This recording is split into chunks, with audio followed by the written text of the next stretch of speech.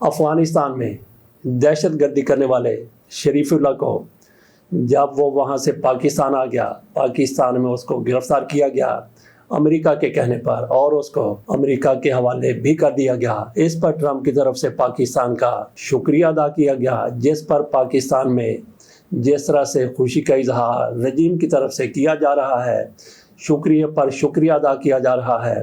اس سے لگتا ہے کہ ہماری رجیم نے، جس کو یہ خطرہ تھا کہ عمران خان کے حوالے سے ٹرمپ کوئی بات کریں گے، لیکن اب جب کہ ہم لوگوں نے شریف اللہ کو امریکہ کے حوالے کر دیا ہے تو ہم نے گویا امریکہ کو فتح کر دیا ہے۔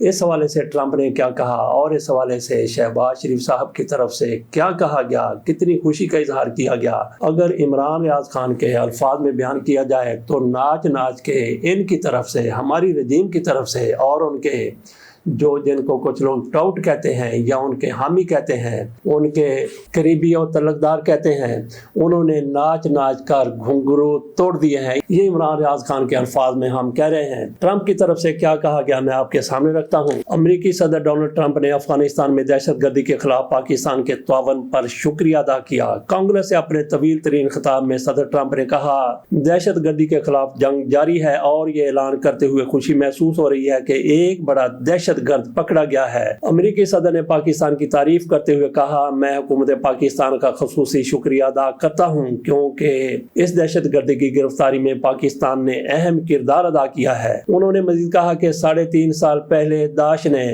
13 امریکیوں کو افغانستان میں قتل کیا تھا اور اب اس مجرم کو امریکہ لا کر قانون کے مطابق سزا دی جائے گی۔ کابل ایئرپورٹ حملے کا ماسٹر مائنڈ محمد شریف اللہ عرف جعفر افغان شہری تھا۔ پاکستان نے افغان دہشت گرد محمد شریف اللہ کو بلوچستان میں پاک افغان بارڈر کے ملحقہ علاقے سے گرفتار کیا۔ افغان دہشت گرد شریف اللہ کو گرفتار کرنے کے لیے پاکستانی سیکیورٹی اور انٹیلیجنس فورسز نے متعدد مشکل انٹیلیجنس بیسڈ آپریشن کی ہے۔ داعش کمانڈر محمد شریف اللہ، جس کا تعلق افغانستان سے ہے، 2021 میں ہونے والے کابل ایئرپورٹ پر حملے کا ماسٹر مائنڈ تھا اور داعش کا سرغنہ محمد شریف اللہ غیر ملکی انٹیلیجنس ایجنسیوں کا ہائی ویلیو ٹارگٹ تھا۔ شریف اللہ کی گرفتاری پاکستان اور ٹرمپ انتظامیہ کے درمیان انٹیلیجنس اور انسداد دہشت گردی کے حوالے سے تعاون کا غماز ہے۔ درینسنا امریکی محکمہ انصاف نے اپنے بیان میں کہا کہ داعش کمانڈر شریف اللہ عرف جعفر نے کابل حملے اور حملہ آوروں کے فرار میں مدد کا اعتراف کیا ہے۔ شریف اللہ نے دیگر حملوں میں ملوث ہونے کا بھی اعتراف کیا۔ شریف اللہ نے مارچ 2024 میں ماسکو سٹی ہال حملے میں ملوث ہونے کا بھی اعتراف کر لیا ہے۔ ماسکو حملے میں شریف اللہ نے حملہ آوروں کو رائفلز اور دیگر ہتھیاروں کا استعمال سکھایا تھا۔ اس پر شہباز شریف صاحب کی طرف سے ٹویٹر اکاؤنٹ پر، جو آج کل پاکستان میں بین ہے، پاکستان میں آپریٹ کرنا بہت مشکل ہے، اسی پر انہوں نے VPN کے ذریعے امریکہ کا شکریہ ادا کرتے ہوئے کیا کہا ہے۔ انہوں نے کہا کہ پاکستان خطے میں امن و استحکام کے لیے امریکہ کے ساتھ قریبی شراکت داری جاری رکھے گا۔ امریکی صدر ڈونلڈ ٹرمپ کی جانب سے افغانستان میں انسداد دہشت گردی کی کوششوں میں پاکستان کے کردار اور حمایت کو تسلیم کرنے اور سراہنے پر ان کا شکریہ ادا کرتے ہیں۔ پاکستان ہمیشہ انسداد دہشت گردی کی کوششوں میں ایک کلیدی کردار ادا کرتا رہا ہے تاکہ دہشت گردوں اور شدت پسند گروہوں کو محفوظ پناہ گاہوں سے محروم کیا جا سکے اور کسی بھی ملک کے خلاف ان کی کارروائیوں کو روکا جا سکے۔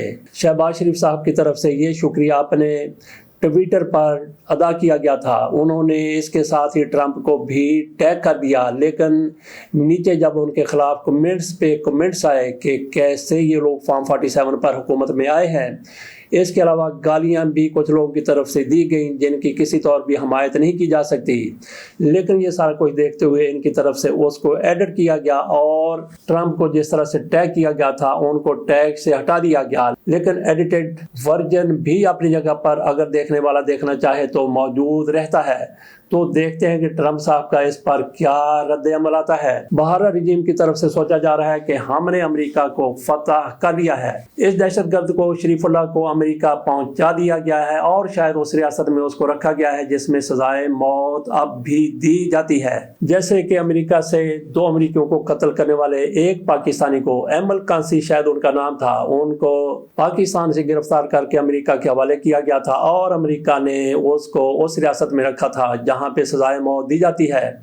باقی ریاستوں میں سزائے موت پر پابندی ہے، تو ایمل کانسی کو موت سے ہمکنار کر دیا گیا تھا اور اس کی لاش پھر پاکستان کے حوالے بھی کر دی گئی تھی۔ یہ پاکستان کی طرف سے حوالے کیا جانے والا کوئی پہلا دہشت گرد نہیں ہے شریف اللہ، اس سے پہلے بھی کئی کو پاکستان کی طرف سے امریکہ کے حوالے کیا جا چکا ہے، جیسے ایمل کرسی ہو گیا۔ اس کے علاوہ بھی عافیہ صدیقی بھی ہیں، پرویز مشرف کی طرف سے تو باقاعدہ ایک لسٹ جاری کی گئی تھی کہ ان لوگوں کو ہم نے امریکہ کے حوالے کیا ہے اور اس کے بدلے میں ہم نے ڈالر بھی لیے ہیں۔ شہباز شریف صاحب کی طرف سے 2 درجن سے زیادہ لوگوں کو اپنی کابینہ میں شامل کیا گیا، ان میں کئی وزیر تھے، کئی مشیر تھے اور کئی معاون خصوصی تھے۔ ان کے ابھی تک محکموں کا اعلان نہیں کیا گیا، تو کیا یہ وزراء، یہ مشیر اور معاونین خصوصی بغیر محکموں کے رہیں گے؟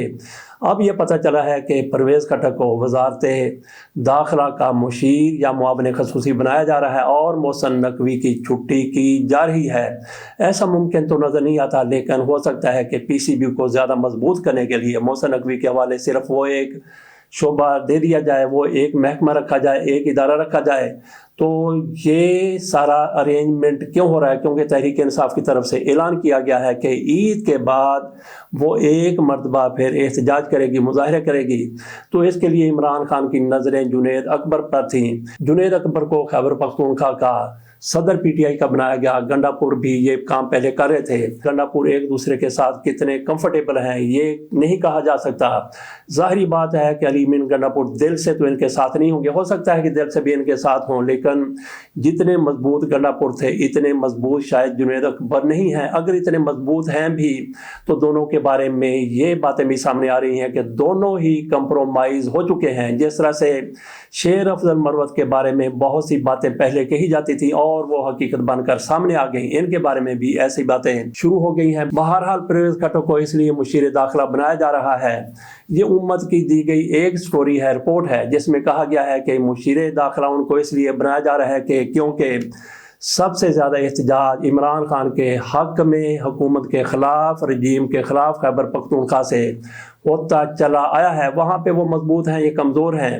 جنید اکبر اور علی امین گنڈا پور مل کے بھی وہ احتجاج کرتے ہیں، تو اس کو کاؤنٹر کرنے کے لیے ان کی نظر پھر پرویز خٹک پر پڑی ہے کہ یہ ان لوگوں کو اچھے طریقے سے مینج کر لیں گے، ہینڈل کر لیں گے۔ تو دیکھتے ہیں کہ عید کے بعد پرویز خٹک، جن پر مسلم لیگ نون کی طرف سے بی آر ٹی میں کرپشن کا، بے ایمانی کا، بدعنوانی کا الزام لگایا جاتا رہا ہے، لیکن آج ان کے وہ بہت قریب ہو گئے ہیں اور تحریک انصاف کو مینج کرنے کے لیے، ان کو سیدھا کرنے کے لیے ان کی نظر پھر پرویز خٹک پر پڑی ہے۔ ایک خبر یہ بھی چل رہی ہے کہ پاکستان کے بینکوں کی طرف سے بہت بڑا منافع اس سال کمایا گیا ہے۔ 600 ارب روپے کا منافع انہوں نے ایک سال میں کما لیا ہے۔ کیسے ممکن ہو گیا؟ اور انہوں نے قرضہ کس کو دیا؟ کہا جاتا ہے کہ بڑے ہائی مارجن کے سود پر، پرافٹ پر، انٹرسٹ پر انہوں نے حکومت پاکستان کو قرضہ دیا تھا۔ گویا اپنی ڈی ہی میں گول کر کے یہ ناچ رہے ہیں، خوشیاں منا رہے ہیں۔ پاکستان کی حکومت کو بینکوں نے قرضہ دے دیا تو لینا کس نے ہے؟ لینا کیسے ہے؟